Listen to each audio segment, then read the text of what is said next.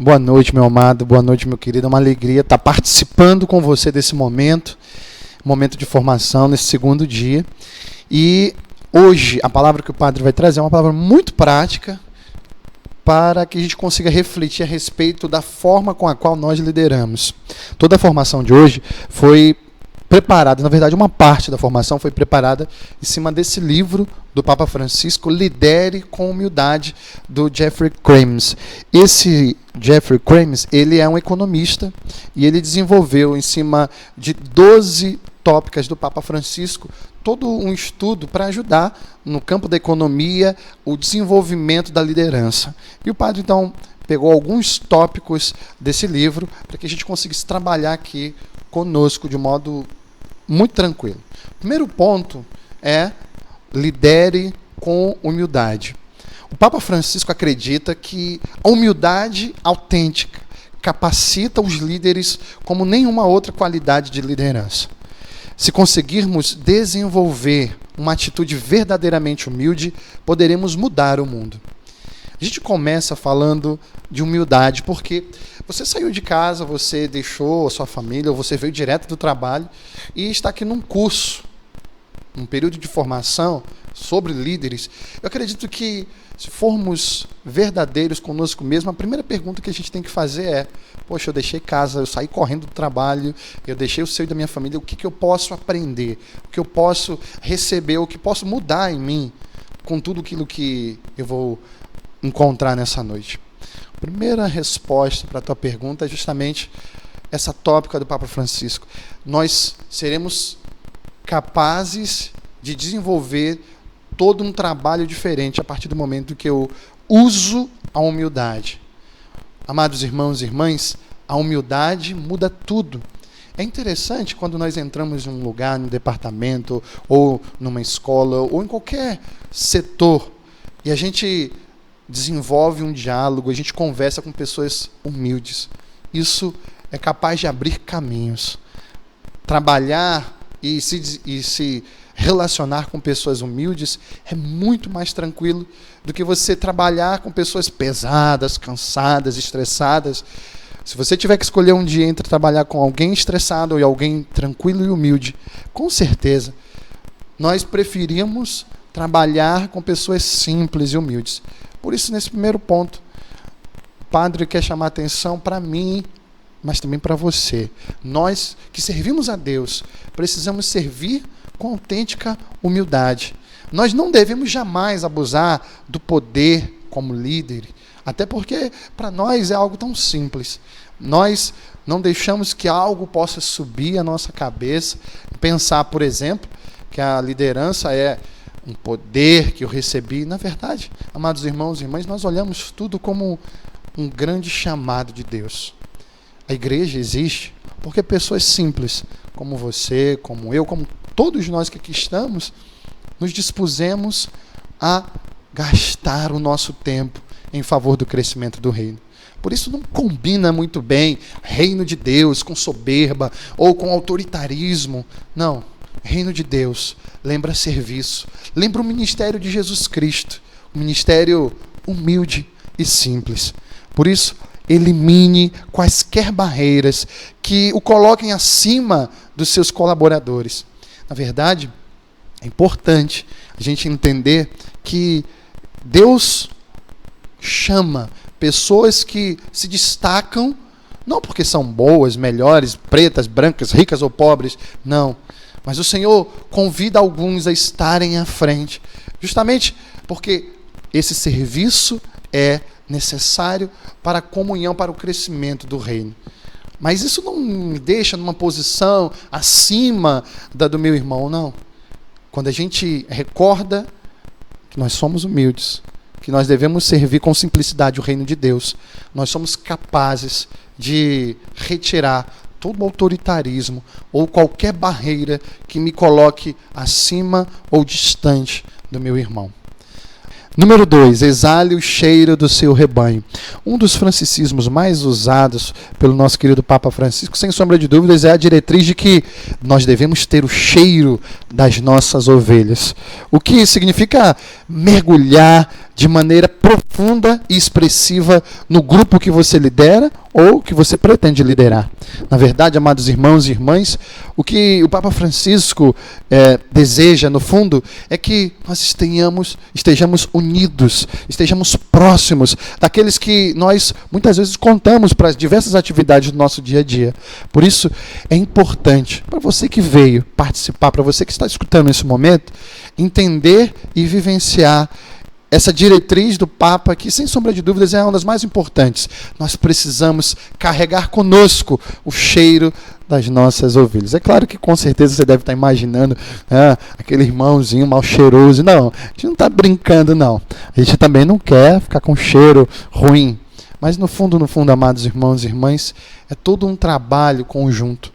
Quando a gente se aproxima das pessoas que nós lideramos, essas pessoas acabam com o quê?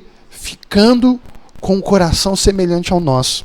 O que São Paulo quis dizer foi exatamente isso, quando ele disse, para que tenhamos também nós o mesmo odor de Cristo Jesus. Ou seja, amados irmãos, nos aproximemos daqueles que nós contamos no momento da dificuldade, nos aproximemos daqueles que estão conosco todos os dias.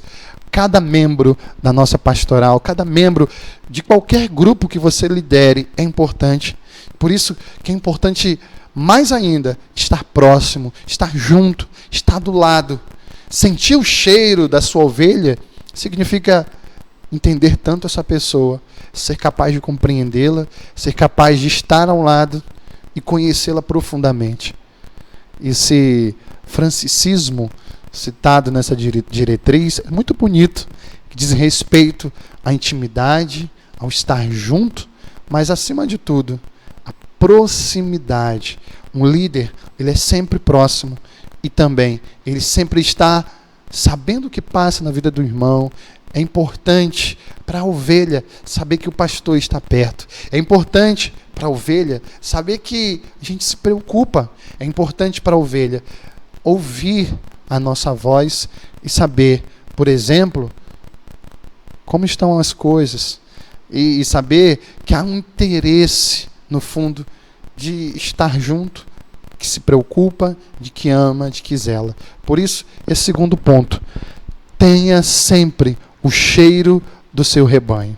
Número 3, quem sou eu para julgar? O Papa Francisco considera que todo líder ele precisa necessariamente estar um tanto quanto distante dos preconceitos e principalmente do julgamento. Nós sabemos que em julho de 2013, quando o Papa Francisco concedeu uma entrevista coletiva no voo de volta para Roma, depois da JMJ aqui no Rio de Janeiro, perguntado sobre a lobby gay, ele respondeu: um gay que busca a Deus, que tem boa vontade, bem, quem sou eu para julgá-lo? Com essa afirmação, o Papa Francisco aponta para uma importante distinção entre julgar e avaliar as pessoas. Só um poder mais elevado do que o Papa pode julgar uma pessoa, fala o nosso querido Papa Francisco. Bom, é importante para cada um de nós fazer contato, amados irmãos e irmãs, com essa terceira tópica. Não julgar. Quem sou eu para julgar alguém? Sabe, querido, no fundo, todos nós que assumimos essa difícil missão de liderar, precisamos avaliar em alguns momentos o desempenho, ou a pessoa, ou o coração da pessoa. Mas jamais nós temos o direito de julgar, ou de achar que nós temos o poder de... Não. Nada disso. O Papa Francisco quer lembrar no fundo, que independente do pecado, de modo específico o Papa falando naquela entrevista, que o pecado da pessoa é julgado pelo Senhor, é julgado por Deus. Nós bem sabemos, e aqui a gente tem que deixar muito claro uma coisa, nós bem sabemos que à medida que nós nos aproximamos do serviço do Senhor, nós precisamos quebrantar o nosso coração. O que aconteceu com Isaías, por exemplo? Deus chamou Isaías, e a Bíblia diz que Isaías era um homem de língua impura. Ora, o hagiógrafo, ou seja, aquele homem que escreveu a palavra de Deus, falava que Deus colocou uma brasa descida do céu na língua daquele homem e a partir de então ele se tornou um profeta. Ora, toda a linguagem utilizada é para manifestar sem sombra de dúvidas que aquele homem passou por um processo de conversão. Aquele homem passou por um processo que se deu a partir de uma experiência com Deus. Por isso, meu querido, eu, você, cada um de nós precisamos estar atentos. Não devemos julgar, mas nós precisamos ajudar as pessoas que ainda não conseguem caminhar, como precisam caminhar de uma forma suave. Nós precisamos ser bondosos, caridosos na forma de falar, na forma, principalmente, de lidar com a fraqueza do outro. Nós devemos, sim, caminhar e fazer com que as pessoas caminhem rumo ao encontro com o Senhor. Até porque, meu amado, quando a pessoa conhece verdadeiramente o Senhor, ela muda o coração, ela muda a forma de viver. Por isso, nessa terceira tópica, nós aprendemos, eu não posso julgar se ela é preta, se ela é branca, se ela é rica, se ela é pobre, se ela fez isso ou se ela fez aquilo. Quem somos nós para julgar? Avalie e seja sincero. Essa é sim a tua preocupação e deve ser a tua preocupação. Avalie, seja sincero, converse, chame para perto, sabe? Quando a gente percebe que as coisas não vão bem, ou quando a gente percebe que um irmãozinho ou uma irmãzinha precisa de mais ajuda, ou precisa se aproximar mais de Deus, no fundo o que a gente precisa fazer é chamar para perto de nós. Por isso, seja caridoso nas palavras, mas não deixe de falar a verdade, não deixe de corrigir, não deixe de dialogar. Nós não podemos julgar, mas nós precisamos sim iluminar a vida dos irmãos. Por isso, nesse momento, o padre se preocupa muito para que você entenda e tenha o limite exato. Nós não condenamos, nós não julgamos, mas nós queremos conduzir as pessoas a fazer a vontade de Deus. Dentro da igreja existe uma ordem e a gente quer manter a ordem, porque a gente sabe que o Senhor, Ele age quando há uma ordem. Você sabe muito bem que Deus ele não se manifesta na desordem, na bagunça. Por isso, cada coisa que você faz, cada atitude tua, cada gesto, para melhorar a igreja, para melhorar o reino de Deus, deve ser pautada, com certeza, em cima do diálogo, da compreensão, da caridade. Não julgue. Nosso quarto ponto, priorize a inclusão. Desde os seus primeiros dias como Papa, a maior prioridade de Francisco foi tornar a Igreja Católica mais inclusiva. A busca da inclusão esteve no centro da maioria de suas próprias decisões, das suas principais decisões, no seu primeiro ano como chefe da Igreja e ao longo de todo esse período enquanto Papa. Ora, amados irmãos e irmãs, nós temos um risco muito grande. Antigamente, a Bíblia conta que Jesus ele se relacionava com muita gente, mas principalmente com fariseus, com pessoas pecadoras. E o fato é que a Bíblia diz que esses fariseus, eles eram pessoas estudadas, eles eram pessoas que cumpriam a tradição. Mas note, esses fariseus, eles estavam muitas vezes mais preocupados com as tradições humanas do que com a tradição bíblica ou com a vontade de Deus. Sabe, meu amado, eu quero que isso fique muito claro para você. Com o passar do tempo, nós não devemos priorizar outra coisa que não seja a inclusão. Quando o padre falava dos fariseus, o padre queria retomar os exemplos que eles suscitavam. Eles estavam preocupados se os discípulos do Senhor lavavam as mãos ou não. Eles estavam preocupados se os discípulos do Senhor oravam, jejuavam, ou se Jesus estava próximo de uma mulher pecadora. Ora, amados irmãos e irmãs, toda a atitude daqueles homens, eram atitudes que isolavam, que não incluíam. E quando a gente olha a figura de Jesus, o nosso amado Deus, a gente percebe o contrário. Jesus passava pelo mundo fazendo bem. E Jesus tocava as pessoas, mas acima de tudo, Jesus, ele cuidava de todos. Note que o Senhor não cuidava apenas dos doentes, mas o Senhor foi na casa de um homem rico. Ele não cuidava apenas dos pobres, mas ele cuidava de todos. isso, amados irmãos e irmãs, para lembrar que o nosso serviço precisa ser semelhante ao do Cristo. O nosso serviço, o nosso ministério, o nosso coordenar deve ser sempre um serviço de incluir as pessoas e não de separar. Nós não estamos aqui porque somos melhores, e mais uma vez o Padre volta a dizer isso. Nós estamos aqui, amados irmãos e irmãs, para fazer com que o reino de Deus aconteça. Agora me vem à memória aquela parábola em que o patrão faz uma grande festa e pede aos funcionários para que convide as pessoas importantes. Nós lembramos muito bem o que acontece no final dessa parábola. As pessoas não tinham tempo para o Senhor. Mesmo assim, o Senhor continuou com o propósito da festa. Ele foi e pediu que fossem as encruzilhadas e chamasse os doentes, os coxos, os leprosos, e esses participaram da festa. Sabe o que isso significa? O propósito de estarmos liderando é de fazer com que todos se sintam parte desse grande projeto de amor que é o reino de Deus. Nós trabalhamos em prol de uma inclusão que faz com que o outro se sinta importante. Por isso que o Padre quer que você entenda uma coisa. Não é simplesmente que o seu ministério deve estar projetado para um projeto de inclusão. Não. Você deve incluir. Mas você, por favor, faça com que aquela pessoa se sinta de alguma forma importante. Se sinta especial. Se sinta necessária. Por isso eu quero que você, nesse momento, entenda e guarde no seu coração. Não criamos muro, mas nós priorizamos a inclusão. Próximo ponto.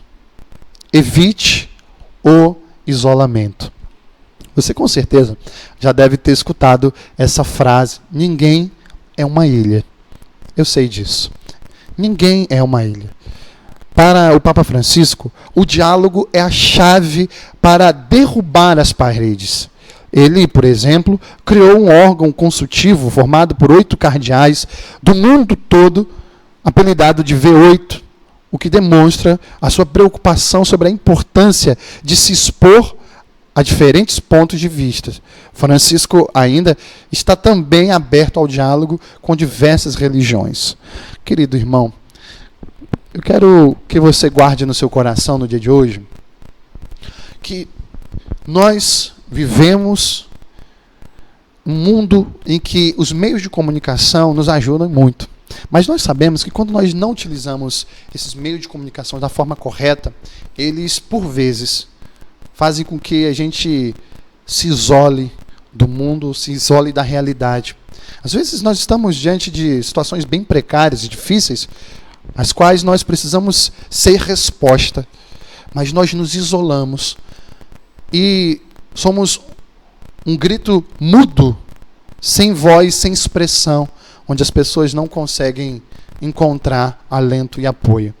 Nós precisamos entender que todo aquele que lidera, ele corre sim o risco de se isolar, o risco de estar em destaque. É óbvio que isso acontece. É um risco que pode acontecer com qualquer pessoa.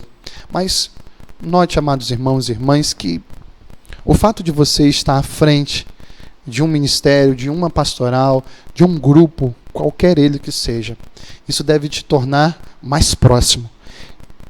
Esse risco de isolamento é um risco que corremos muitas vezes quando alguma coisa não vai bem, ou quando as coisas não saem do jeito que nós pensávamos que sairia. O mais importante, querido irmão, querida irmã, é que o diálogo sempre é a chave para derrubar todas as paredes.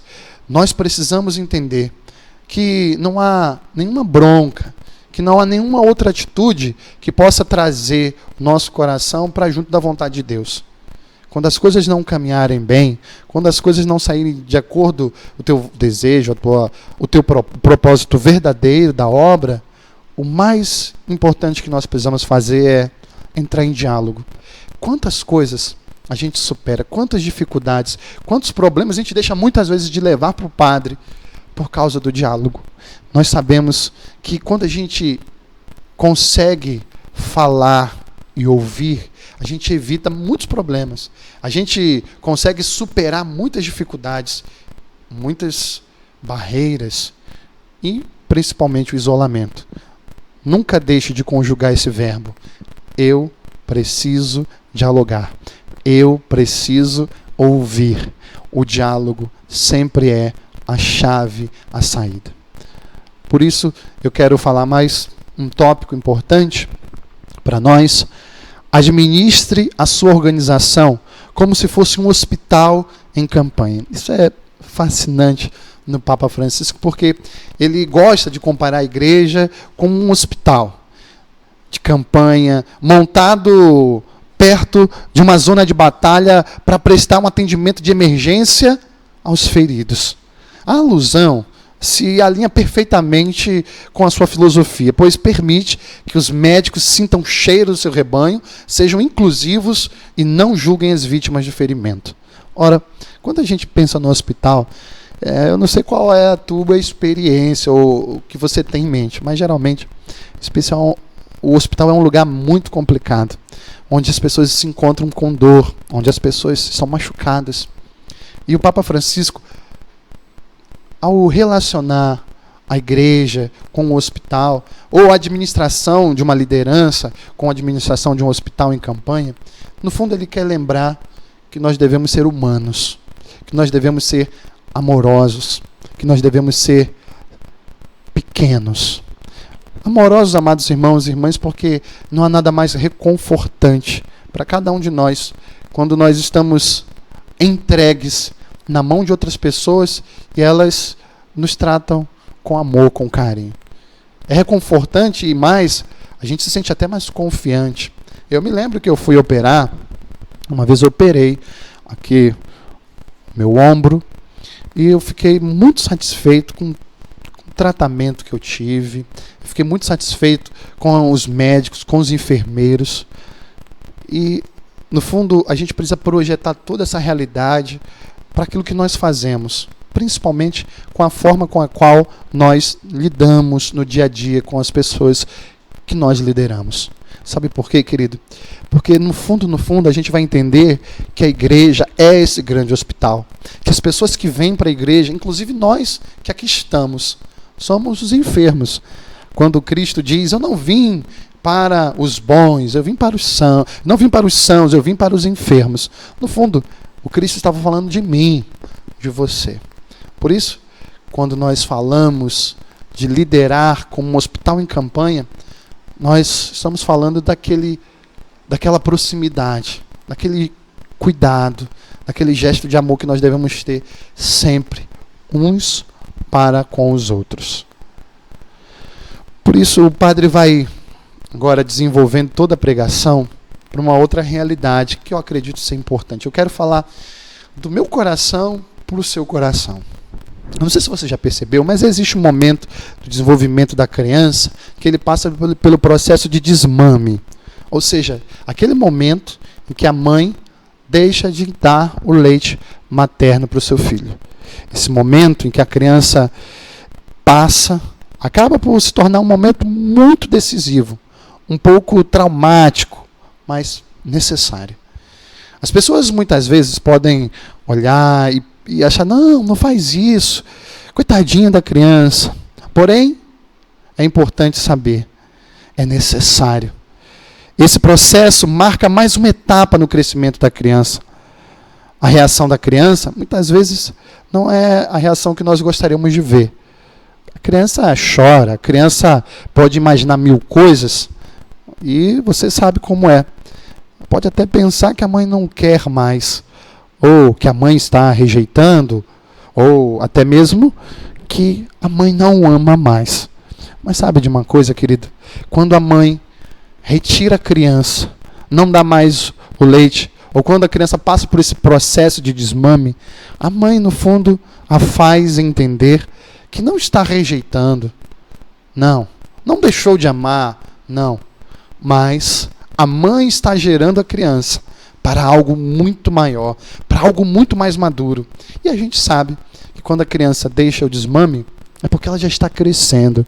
E dessa forma espontânea, eu queria que você entendesse, eu queria que você olhasse a sua liderança, eu queria que você percebesse. O Cristo espera que também nós, líderes, que também nós que estamos à frente, cresçamos. Afinal de contas, amados irmãos e irmãs, esse é o curso natural de todas as coisas que vivem. Uma árvore, ela nunca fica pequena. Se ela encontra os nutrientes corretos, elas crescem. Para você ver uma criança, que mistério lindo de uma criança. É só dar um leitinho e ela vai crescendo, crescendo. Mas chega um momento em que ela precisa de algo mais sólido. Por isso, eu preciso dizer para você, esse processo de desmame, de amadurecimento, precisa acontecer na vida de todos os líderes. E para que um líder possa deixar esse processo, em primeiro lugar, ele precisa ser pastor. Aquele que é capaz de reunir todos em torno do propósito. O líder verdadeiro, ele começa a passar desse processo de desmame para um processo de maturação quando ele entende o que é liderar. Ele entende que fazer com que todos enxerguem o propósito da igreja, a missão da igreja, ou a missão recebida pelo pastor, isso sim, amados irmãos e irmãs, é sinal de que nós estamos evoluindo, é sinal de que nós estamos crescendo, é sinal de que nós estamos amadurecendo. Se você quer saber se você tem amadurecido na tua forma de liderar, na tua forma de estar com as pessoas, pergunte a você, pergunte ao seu coração: eu consigo ser pastor dessas pessoas? Eu consigo apacentá-los? Eu consigo ser referência para cada um deles? Por isso, meus amados irmãos e irmãs, ser pastor é não permitir que as suas ovelhas estejam dispersas. É um trabalho difícil, porque nós estamos lidando com seres humanos. Nós estamos lidando com um homem, com uma mulher que sofre, que tem dificuldades, que passa por problemas. E a gente sabe que pastor verdadeiro é aquele que volta, que vai atrás da ovelha perdida. Sabemos o quanto é difícil voltar atrás, mas é necessário voltar atrás da ovelha perdida. Por isso, meu querido, seja um pastor, seja um cuidador, seja um ministro que zela e que acompanha as suas ovelhas. A gente amadurece à medida que a gente se torna pastor.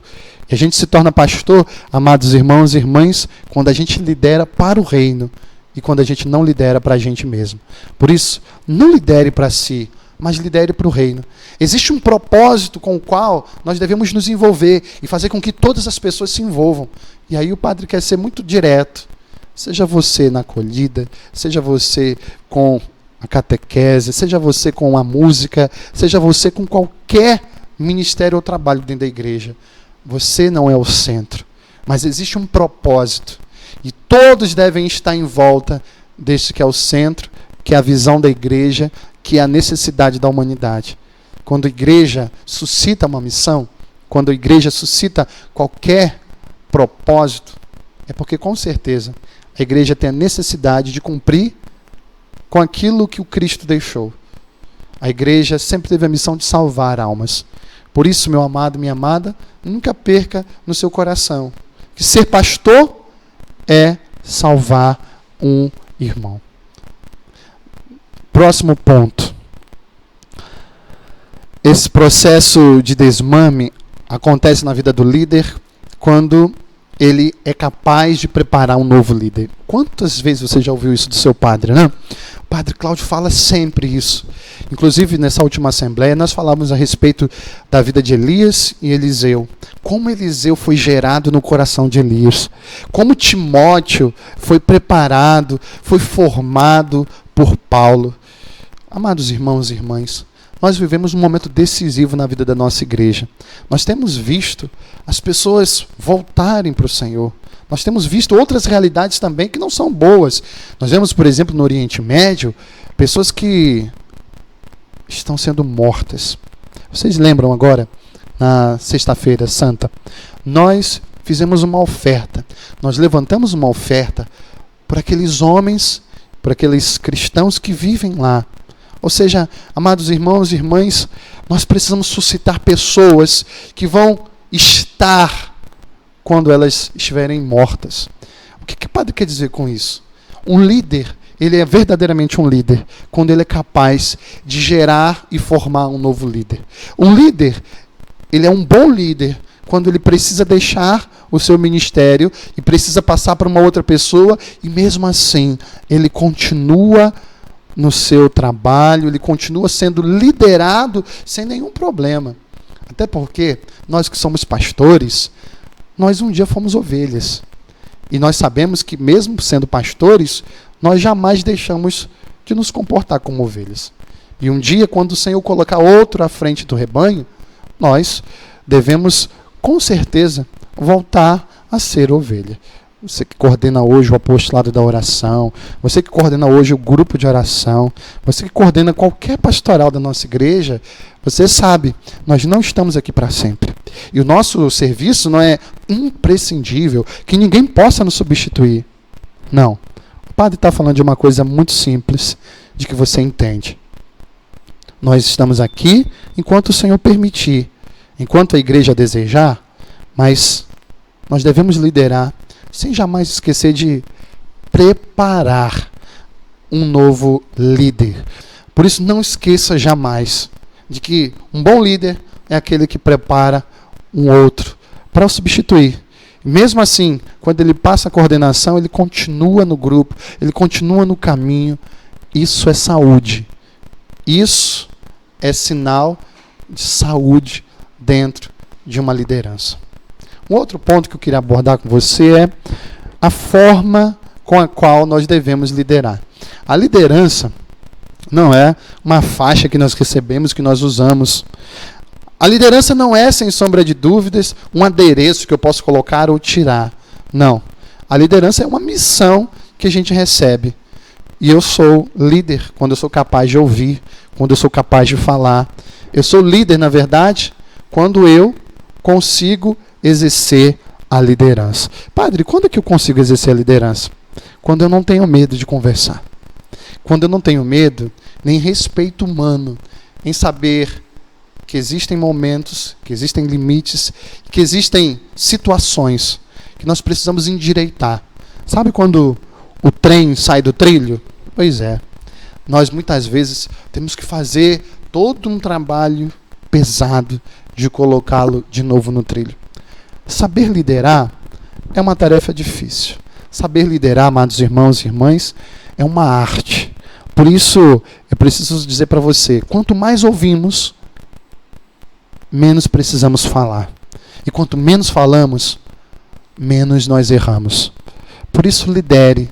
Seja aquele que é capaz de conversar, de dialogar.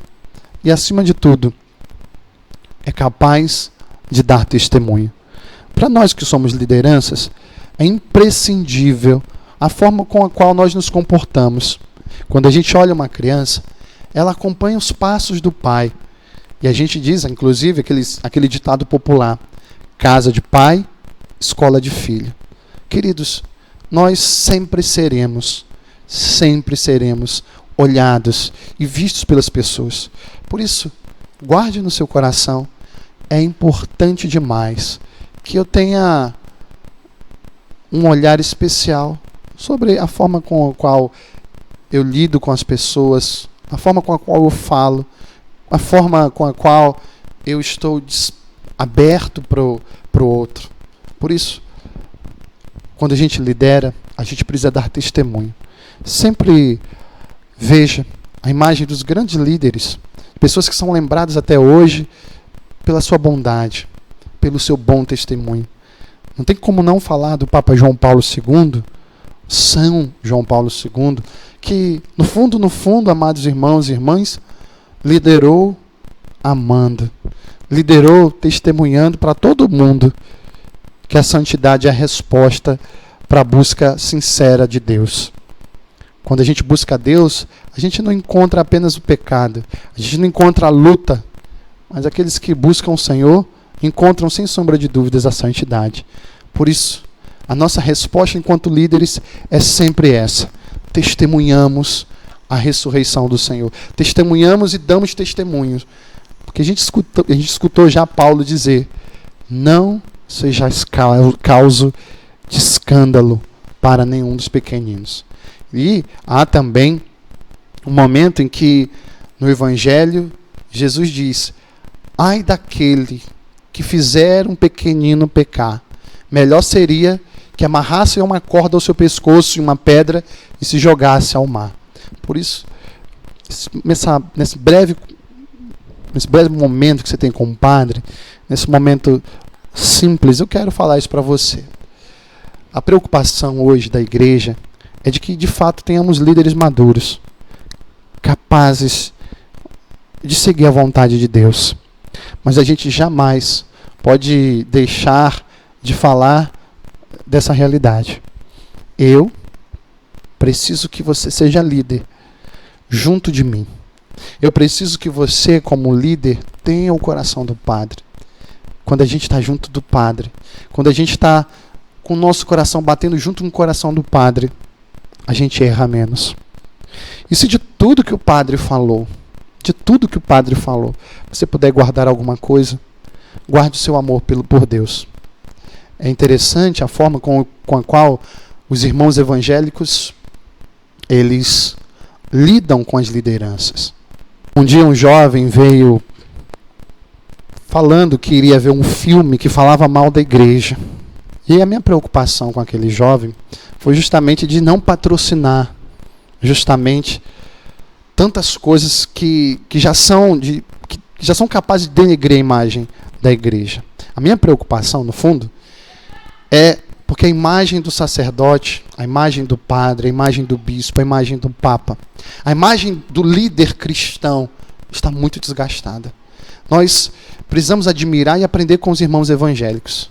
Eles olham para um pastor e eles dizem: aquele é o meu pastor, com todas as dificuldades, com todos os problemas, até porque somos humanos, mas isso é encantador nos nossos irmãos evangélicos.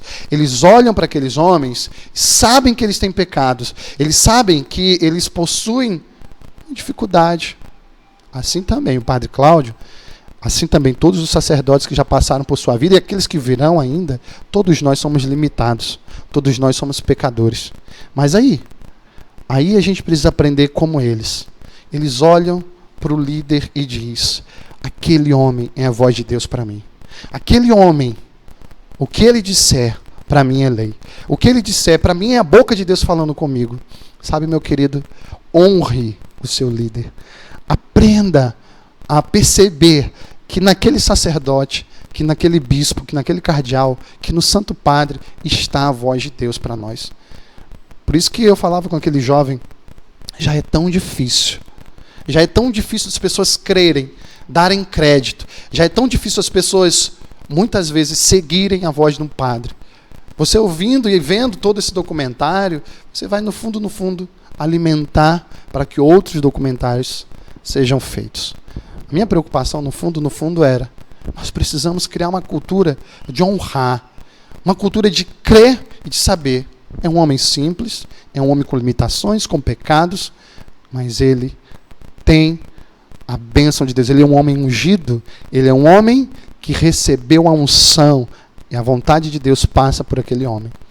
Ok, meu querido, minha querida, eu quero terminar esse momento falando com cada um de vocês a respeito da obediência. E a palavra de Deus aqui em Hebreus, no capítulo 5, versículo de 7 seguintes, diz o seguinte: nos dias de sua vida mortal, dirigiu preces e súplicas entre clamores e lágrimas àquele que o podia salvar da morte, e foi atendido em sua piedade. Embora fosse filho de Deus, aprendeu a obediência por meio dos sofrimentos que teve. Uma vez chegando ao seu termo, tornou-se autor da salvação eterna para todos os que lhe obedecem. Meu filho, minha filha querida, nós sabemos de uma coisa: até o Cristo amadureceu por meio da obediência. Por isso, nós estamos falando de crescimento, nós estamos falando de amadurecimento de filhos. É impossível uma liderança amadurecer se ela não estiver conectada a esse processo de conversão e principalmente de obediência. Nós obedecemos, em primeiro lugar, porque nós deixamos de fazer aquilo que nós queremos, ou seja, nós ofertamos a nossa liberdade para fazer aquilo que é propósito de Deus. Todas as vezes que nós somos chamados a obedecer um mandamento, ou uma lei, ou qualquer que seja a diretriz, nós o fazemos para o bem comum. E aqui na igreja, nós desejamos, em primeiro lugar, que cada líder tenha no coração, não a obediência como um ato, aí eu obedeço por causa do chicote, eu obedeço porque... Não, nós obedecemos por causa da glória de Deus. Nós obedecemos porque não queremos apenas ser legalistas, cumprindo as leis. Não, meu querido, nós obedecemos porque amamos. Existe um santo na igreja que fala a respeito da diferença entre obediência e obediência amorosa. Quando nós obedecemos por obedecer, nós cumprimos uma regra ou cumprimos uma lei. Mas a obediência amorosa, ela é fruto de uma consciência de que, à medida que eu obedeço, eu conheço um propósito. E na igreja, quando eu obedeço, eu sei que por meio daquela obediência, eu vou salvar vidas. Eu vou salvar, inclusive, a minha vida. Nós acabamos de celebrar a Semana Santa, que falava que por causa do gesto de obediência do Cristo, nos foi aberta as portas da salvação. É maravilhoso, amados irmãos e irmãs, quando o profeta Isaías lembra que o servo sofredor levou a sério a obediência. Ele obedece o Pai, mesmo se entregando à morte. E esse gesto de obediência traz a mim, traz a você a salvação eterna. Quero dizer para cada um dos irmãos que me escutam nesse momento, a nossa obediência vai nos levar para o céu. Eu abençoo você, eu abençoo o seu ministério, eu abençoo o seu serviço, que a gente consiga sair dessa igreja hoje muito feliz e projetando o nosso coração para tudo isso que a gente acabou de ouvir. Eu quero ser um líder segundo o coração de Jesus. O maior exemplo que Jesus ensina para a gente é o exemplo de simplicidade, de amor, de entrega, principalmente de obediência. Então eu quero abençoar você, abençoar a sua vida, abençoar a tua liderança. Vamos ficar de pé. O Senhor esteja convosco. Abençoe-vos o Deus Todo-Poderoso, o Pai, Filho e Espírito Santo. Que Deus te abençoe. Bom serviço para o reino de Deus. Lidere com amor. Deus abençoe. Tchau, tchau.